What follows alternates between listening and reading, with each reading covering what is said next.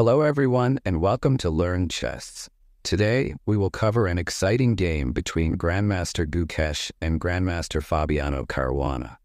Gukesh has the white pieces, while Caruana is playing with black. The game begins with d4, and Caruana responds with knight to f6. Gukesh continues with c4, and Caruana plays pawn to e6. Gukesh opts for pawn to g3, starting the Catalan Opening. Caruana challenges the center with pawn to d5, and Gukesh places his bishop on the long diagonal. Caruana develops his knight, and Gukesh mirrors this with his own knight. Caruana plays rook to b8, defending the b7 pawn from Gukesh's bishop. Gukesh takes the pawn on c4, and Caruana quickly responds with a check by playing bishop to b4. Gukesh blocks the check with his knight, and Caruana recaptures the pawn on d5. Gukesh pins Caruana's knight to the queen with bishop to g5, and Caruana attacks the bishop with pawn to h6. Gukesh exchanges on f6, and Caruana recaptures with his queen. Gukesh castles kingside, and Caruana takes the knight on c3, creating doubled pawns. Gukesh recaptures with the pawn, and Caruana castles kingside as well. Both players adjust their knights. Gukesh pushes his pawn to e3, solidifying the center, while Caruana develops his bishop. Gukesh places his queen on an active square, and Caruana pushes pawn to a6. Gukesh challenges the center with pawn to e4, and Caruana responds with pawn to c5. Gukesh attacks the c5 pawn with his queen, but Caruana defends it with pawn to b6. Gukesh captures the c5 pawn, and Caruana pushes pawn to d4. Gukesh plays c4, and Caruana attacks his knight with the queen. Gukesh defends his knight with his rook.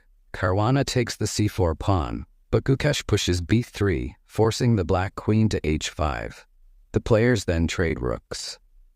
Caruana moves his queen to e2, attacking Gukesh's knight. Gukesh captures Caruana's bishop, and Caruana takes the knight on c3. Gukesh delivers a check, forcing Caruana's king to capture on f7, and then Gukesh grabs the pawn on c5. Caruana retreats his king to g8. Gukesh increases the pressure with rook to f1, and Caruana moves his king to h7. Gukesh places his queen on e5.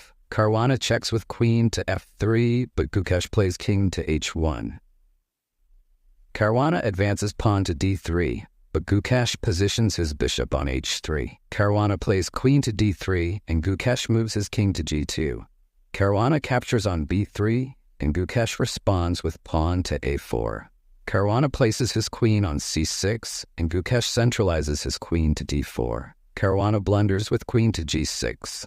Gukesh seizes the opportunity with rook to f4. Caruana defends with queen to g5, but Gukesh continues the attack. After queen to g6, Gukesh takes the d2 pawn, and Caruana responds with rook to b8. Gukesh plays queen to d7, tightening his control.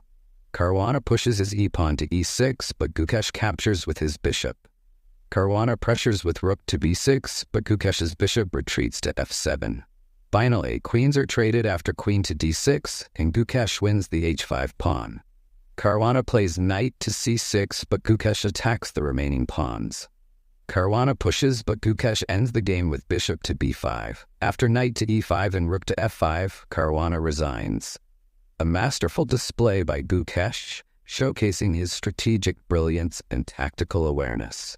He effectively managed his pieces and capitalized on Caruana's mistakes, serving as an excellent example of how to maintain pressure and convert advantages.